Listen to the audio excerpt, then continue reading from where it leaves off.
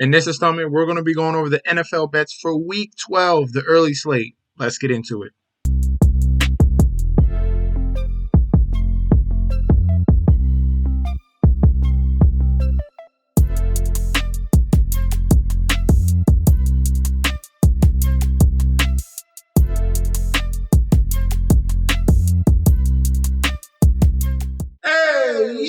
Welcome back to the channel. It's your boy Chef D, and I'm here to bring you the winning ingredients for our Week 12 early slate we got going on for this Sunday.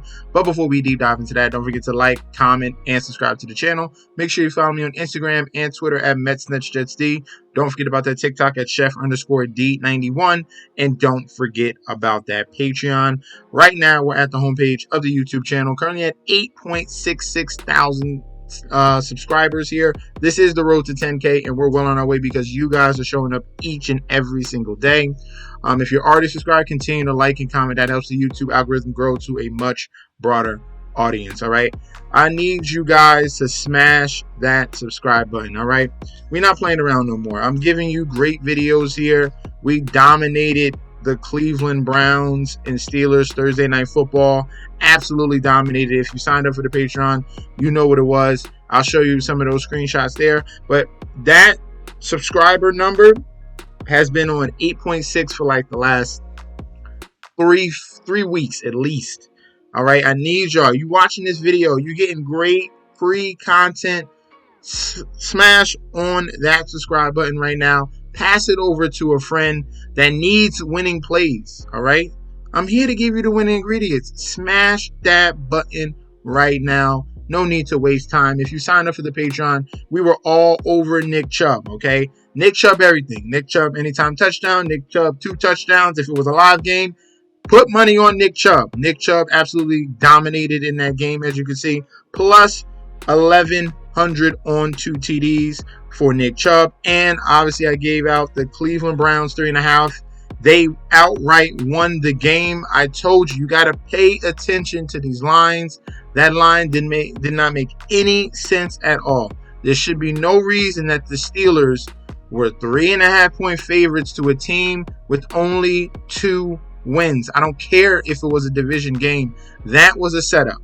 You have to be able to recognize the discrepancies in these lines, and that's how they set you up week in and week out. If you can avoid it, you can feel confident like me and smash on an underdog. All right, so you sign up right now, get connected in that description section. You link up, you get access to daily bets, future bets, and access to that group chat that goes all 24/7. If you're not subscribed, subscribe now. I'm so excited to announce I have partnered with BetStamp and Sign Up Expert to provide you guys with an easier way to sign up with any sportsbook in your area. If you go to the link in the description down below, you will be directed to this page you see here. It automatically displays all available sportsbooks in your area plus their current promotions.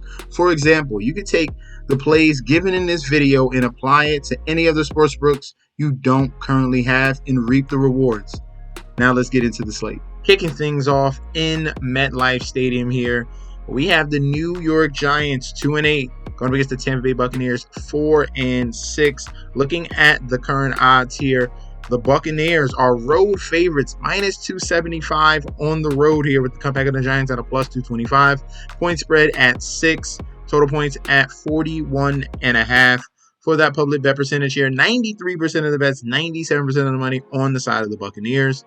For the point spread, 79% of the bets and 89% of the money towards the Buccaneers to cover the 6. And for the total points, 87% of the bets, 65% of the money towards the over 41.5. Looking at the injury report here for the New York Giants, we have Q tags on Bryce Ford-Wheaton, Darius Musow, and Kayvon Thibodeau. Kayvon Thibodeau is trending towards playing with 2 full practices on Thursday and Friday. And then we have a Q tag for Malik Neighbors. He's going to give it a go. That's what they got out. That's the latest report for Malik Neighbors. He's questionable, but he will be giving it a go in this game here. So that's a positive note here for Tommy DeVito, the new quarterback here of the New York Giants. We're going to talk about that a little bit more very soon. All right, Tampa Bay Buccaneers. Q tags on Jamal Dean, Q tags on Mike Evans. This could be his first game back for Mike Evans. Was able to get full and limited all week long. Coming back from that groin injury there, or hamstring, excuse me. Greg Gaines, questionable. Troy Hill, questionable. Zion McCullum, questionable. Tyke Smith, their young, very talented DB, he's going to be out of this game. And everyone else is going to be fine for the Buccaneers, all right? Buccaneers coming in this game. A little bit of a losing streak here. 4-game losing streak here. Had to bye. Both teams had to bye, and now they're coming back to face each other. Obviously, the Giants had a longer losing streak here, and they're trying to change the narrative, switching the quarterback, all right? They're switching over to Tommy DeVito, who was able to give this team last season a spark, and he is 2-0 at home. So that's something to look at here. A lot of people are steering away from the New York Giants because of all the tabloids, and they're just bringing over negative ideas here for this Giants team. But think of it in another aspect. All right. Yes, we saw Tommy DeVito give a spark to this team and this offense when he first started. And it was like a little calling card here for him. Jersey guy playing for the New York Giants. It was a very good story. All right. That can happen yet again here. And the key component is Brian Daboll having trust in his quarterback. All right. So many situations here with Daboll and Daniel Jones, it was mental errors there, key mental errors that either Daniel Jones wasn't running the proper play at the time, making bad decisions, or just being completely lost. All right, that should be out the window. Not saying Tommy DeVito is, the next best thing, the next Tom Brady, but I'm telling you right now, Brian Daboll has trust in Tommy DeVito to make the right decision. All right. So I'm gonna have faith here in the New York Giants, because the Buccaneers, I cannot trust them to be 6-point road favorites. 6-point road favorites, right? This is a 4-6. Barely. There's not even a 500 team. All right. They're closer than what you think between the Giants and the Buccaneers, because the Giants defense is very good, and at least the Giants have some positive notes here in Tyrone Tracy and Malik Neighbors that they can lean on offensively. But the Achilles heel for the Buccaneers, and the reason why I'm not trusting them to cover the 6, is their defense, okay? Looking at fantasy points allowed to opposing running backs, they're 21st overall, 27th in the red zone, giving up 91 yards a game and 4.7 yards a carry. Tyrone Tracy has been a very special back that they've drafted this year as a rookie in the 3rd round, and this could be a very good spot for him, not to mention for Tommy DeVito, because the Buccaneers are dead last against opposing quarterbacks. So this could be a great matchup for talented Malik Neighbors. All right. Buccaneers 32nd in overall and 30th in the red zone. They're giving up 281 yards passing and 2 TDs. Okay.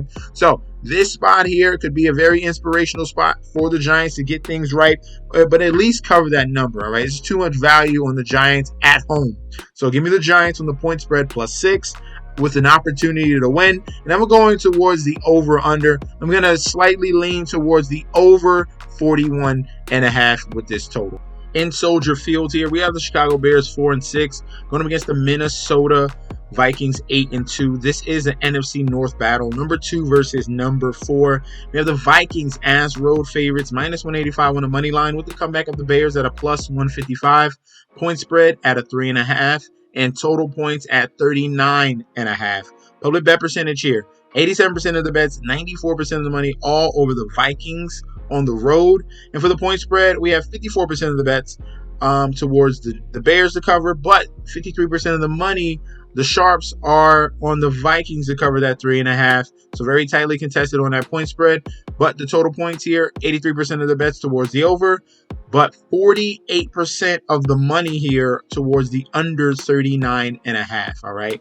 So in division battle here, very interesting points. We'll get to that very soon. Looking at the injury report, we have 2 outs for the Chicago Bears. Elijah Hicks, DB, he's going to be out, and Ryan Bates, offensive lineman, he's going to be out as well. Q tags on Kyron and DeAndre Swift. Swift was a little bit scary in Wednesday, but came back limited and then full practice on Friday. So they're going to have their lead back there in DeAndre Swift. Roschon Johnson will be the number 2. All right, Minnesota Vikings, not many injuries here. The only one out is Josh Oliver, their third string tight end. He's going to be out of this game. All right, so everyone else is fine for the Vikings in this NFC North battle. All right, so these two teams here, looking at the Vikings, we're going to start off with them first. Looking at them against the Colts, Jacksonville Jaguars, and Tennessee Titans, they dominated the AFC South in 3 straight games. They literally leaned on the defense in all 3 of those games. This offense struggled mightily the past 3 weeks. And you can kind of say the past 5 weeks. It hasn't been clicking since the early beginning of the season when Sam Darnold looked almost untouchable, and they were actually considering him as an MVP candidate the first 4 to 5 weeks. Since then, they literally have been leaning on this defense very heavily, obviously, but because Brian Flores, that high amount of pressure, it really, really suffocates offenses, and they took advantage of Joe Flacco, they took advantage of Mac Jones, and they took advantage of Will Levis. Okay, that's what happened in the last 3 games with the Minnesota Vikings. If you really dig down deep, all right, Chicago Bears, they were struggling on offense as well, but there's a positive note. They got rid of Shane Waldron, and you saw very good performance from the Bears in that Green Bay game. You saw some positive notes. You saw some things that can lean on to the next matchup, all right? And they have been super unlucky, all right? In that August 27th game against Washington, heartbreaking loss in that game with the Hail Mary. We all seen that. And then again against Green Bay, heartbreaking loss in that game where they had the lead, allowed Green Bay to come back with that game-winning drive. And then Chicago Bears were about to win the game and missed the field goal. So 2 heartbreaking losses in the last 4 weeks. The key components here, I think that it's going to finally fall in the favor of the Chicago Bears at home. I think 3.5 points is a little bit too much. It's going to have to come down to the quarterback play, all right? Looking at fantasy points allowed to running backs, the Chicago Bears are 19th overall, 10th in the red zone. They're giving up yards, 109 yards, 4.9 yards to carry. But the main factor here is that the Chicago Bears defense can stifle Sam Darnold. They're number 1 in the league and number 2 in the red zone. That's a big factor there. If they can force Sam Darnold and this Minnesota Vikings offense to be one-dimensional, that's what they've been struggling with. It's going to have to come down to Caleb Williams making some key decisions and some key plays in that 3rd and 4th quarter, which I'm going to be leaning towards here because Vikings on the road as favorites, I think that's a little bit too much here. I think the Bears, with the change of coordinator and the positives we saw in that previous game against the Packers, leads me on the side of the Bears as home underdogs. And I will be glad to take the 3 and the hook, all right? Give me the 3 and the hook in the NFC North battle here. I think that the defenses are going to be stout on both sides, so I love the under. So our main plays, Bears plus 3.5 in a very tightly contested matchup. And we're going to go with the under 39.5. This is going to be very ugly, slug it out NFC North game here between these two teams. In Lucas Oil Stadium here, we have the Indianapolis Colts 5-6 going up against the Detroit Lions 9-1. Going down to the current odds, we have the Lions minus 400 on the money line with the comeback of the Colts at a plus 310. Point spread at a 7.5. Total points at 50.5. So very high total in this matchup. Full game public bet percentage here. 96% of the bets, 99% of the money on the Lions. For the point spread, 82% of the bets, 76% of the money on the Lions as well. And for the total points, 70% of the bets and money towards the over 50.5. Looking at the injury report here for these two teams, Lions are just dealing with one injury. Cornerback Ennis Rakestraw Jr., he's going to be out with a hamstring issue. For the Indianapolis Colts, they're just dealing with Bernard Raymond, who's been out the past couple weeks. He's out at offensive tackle. Everything's fine here for the Colts and pretty much for the Detroit Lions here. This is a very interesting matchup between these two teams. Obviously, Detroit Lions have been dominant. They're on a current 8-win streak here. 8 games in a row. They've been dominating teams. Jacksonville, Houston, Green Bay, Tennessee, Minnesota. You name it, they have been knocking them down one after another. This defense has looked phenomenal. Jared Goff was struggling the past couple games, but obviously that run game, if you can limit the run game, that's your best opportunity to beating Detroit Lions, because Jared Goff is not your elite talented quarterback. Obviously, he still has that issue where he needs the flow of the offense to go, and then he can get rolling. Because remember, he had that game where they had 5 interceptions against Houston. He's just been very inconsistent, and then everything else around him is looking so good. That's why this team is still winning, because his defense, the run game, Jared Goff doesn't have to do much, okay?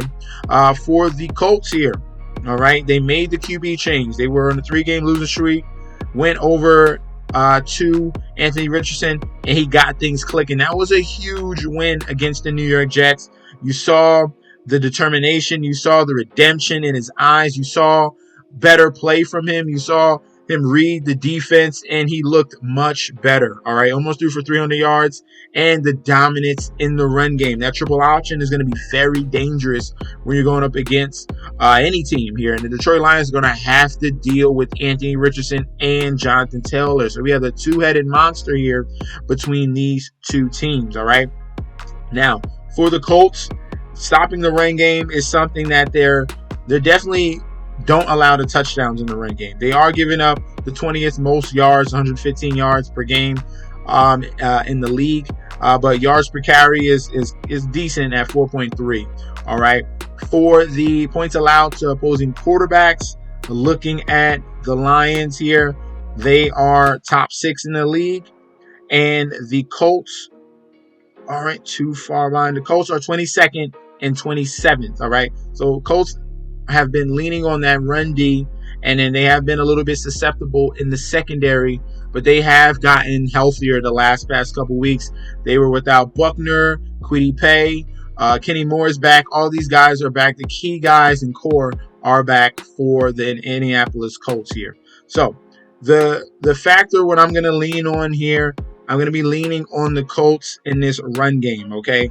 Resurgence of Anthony Richardson is going to put a little bit of trouble on this defense here in the Detroit Lions, and I don't see them running away with this game here, okay? I think it's going to be a lot of points scored in this one. Detroit Lions can score, and so can the Colts. The strain when you got to deal with Anthony Richardson that's going to run the ball 8 to 9 to 10 times. This is 240 pounds quarterback that's coming at you, very similar to Josh Allen, and he is relentless. All right, he's going to put strain on your linebackers and safeties. He can always pop it out to Jonathan Taylor, who's a very dynamic back.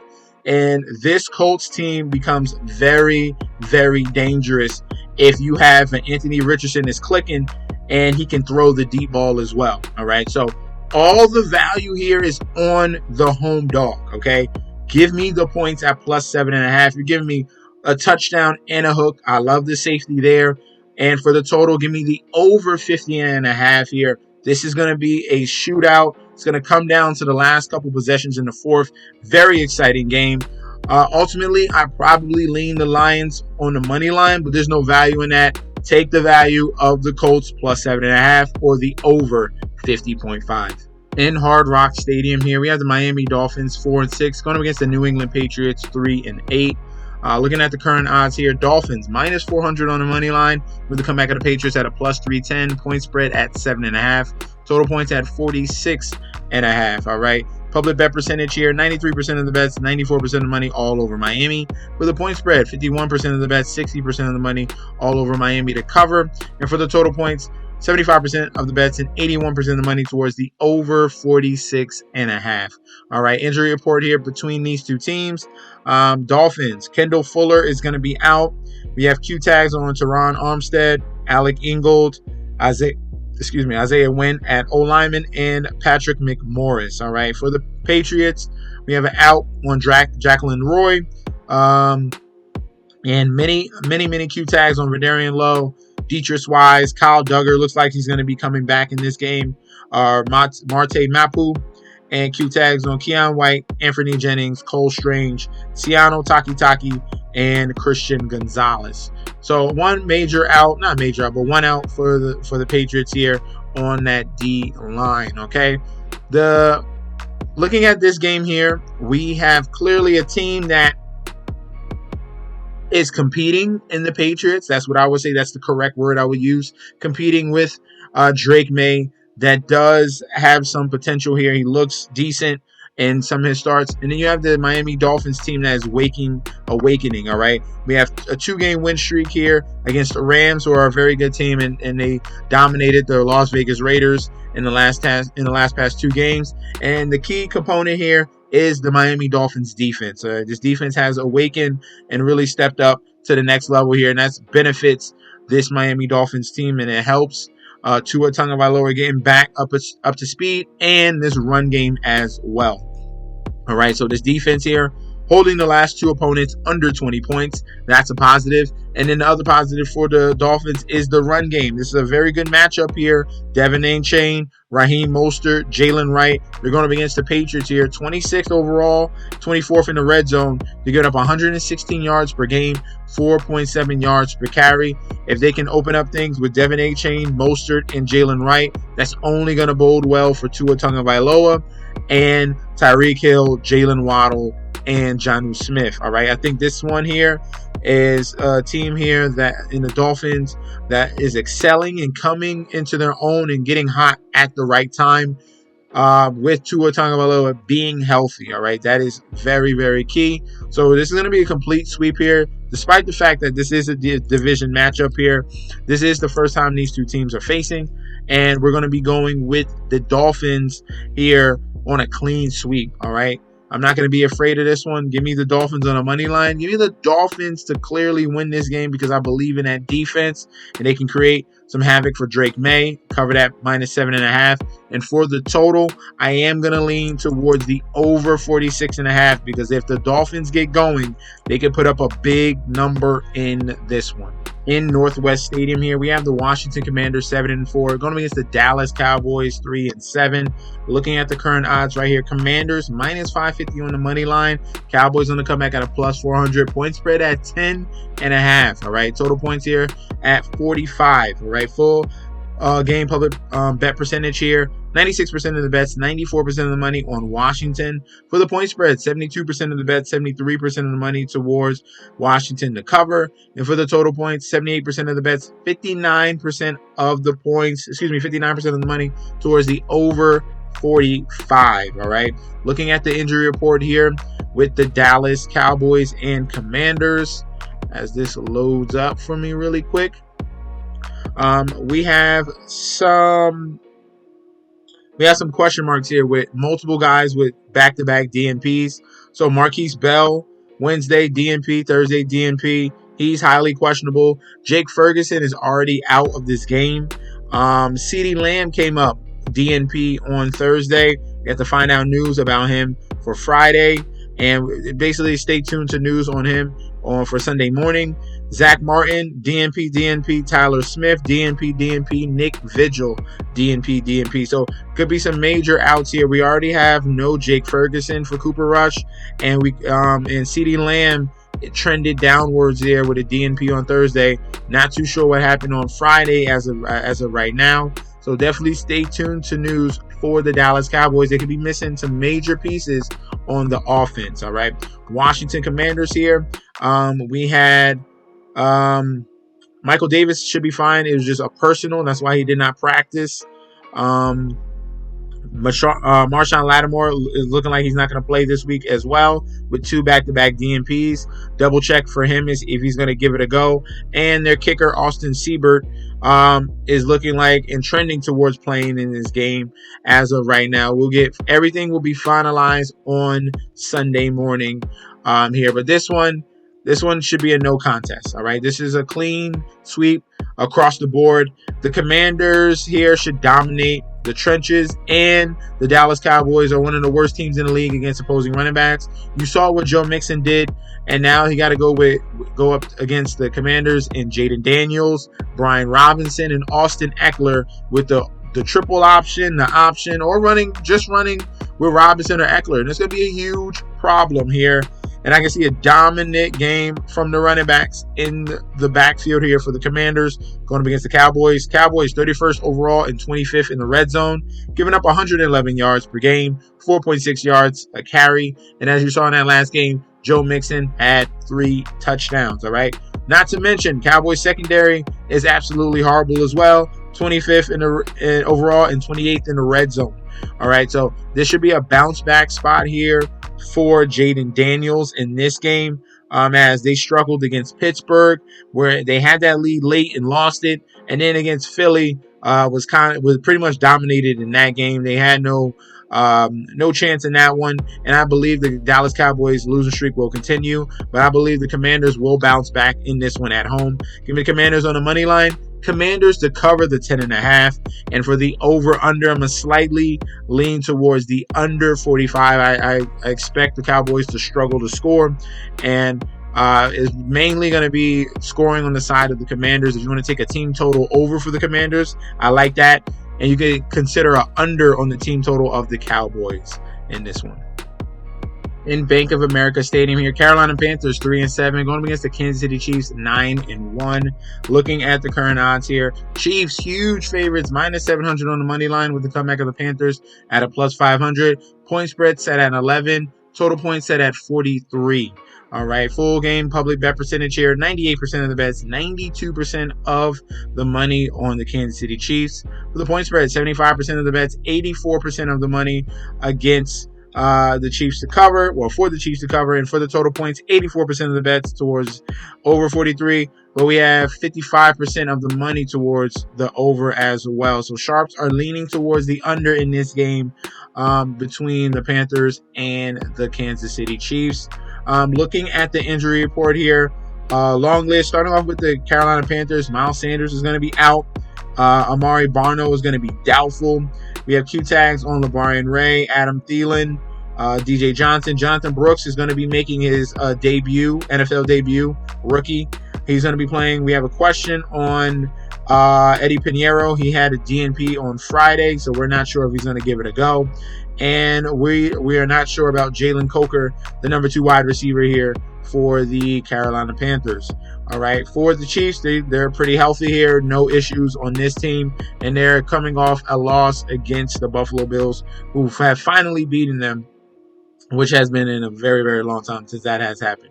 All right, this game here, consciously, I can't give you an angle on the Panthers. I really can't, especially after a loss. We got a little bit of motivation here. Bills are going to be on their heels since they got that win against the Chiefs, and the Chiefs still want to solidify that number 1 seed, okay?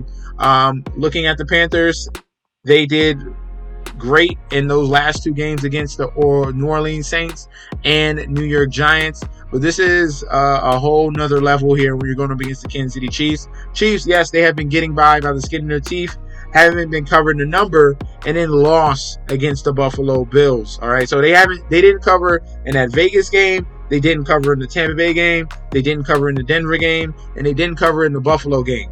That's 4 games in a row, no covers, and then you got the straight outright loss against Buffalo. I think things turn around here because Carolina Panthers defense is the right medicine for the Chiefs here. Panthers, 32nd overall and 32nd in the red zone against opposing running backs. They're going to get a healthy dose of Kareem Hunt, Samaje Perine, Carson Steele.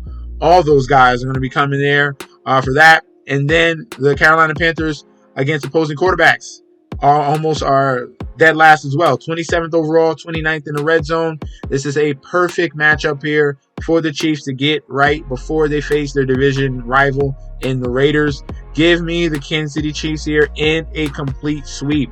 Chiefs on the money line. Chiefs to cover the 11. You can boost it up if you want. If you feel more comfortable in that Commanders game, you can boost that one up.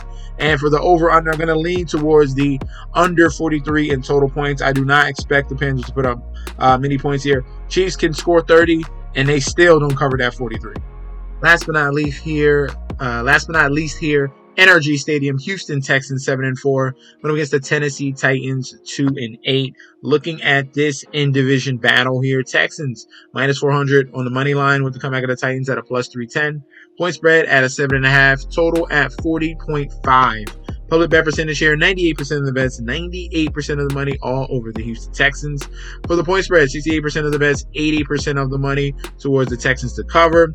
And for the total points, 80% of the bets towards the over, but 66% of the money towards the under 40.5 in this AFC South battle. All right, very interesting one here. Looking at the injury report for the Tennessee Titans, Jack Gibbons is out. L'Jarius Sneed is out yet again. Tajay Spears is out with a concussion.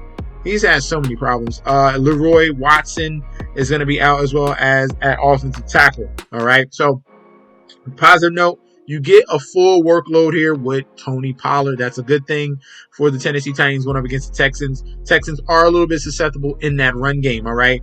Obviously, the Cowboys weren't able to take advantage of that because they're a bottom feeder. The Tennessee Titans are at least half decent, all right? Or will at least be competitive, all right? Texans injury report. Foley Fatukasi, one of their best run stoppers, is going to be out. And Blake Fisher, tackle, is going to be out as well. Danico Autry, who had a very dominant game against the Cowboys. 3 straight DNPs. He is highly questionable in this game, trending towards being out. So we'll wait and see if he's going to be in or out. That's a big loss if they lose Danico Autry in this one. But they are looking like they will get Will Anderson back in this game. All right. So Titans, Texans, these two teams are very familiar with each other. They have not faced yet this season. And what we're going to be leaning on here is the Tennessee Titans run defense, okay? If you want to stop CJ Stroud and the Texans, you got to stop the run game, all right? This Texans offense isn't like last year's where they were just throwing the ball all over the field. This team is really centered around Joe Mixon, and they lean on their number one back, all right? This team here in the Titans are going to be really putting this Texans team in a little bit of a bind in this one in division matchup, so they know what to expect. Tennessee Titans are very dominant at stopping the run game.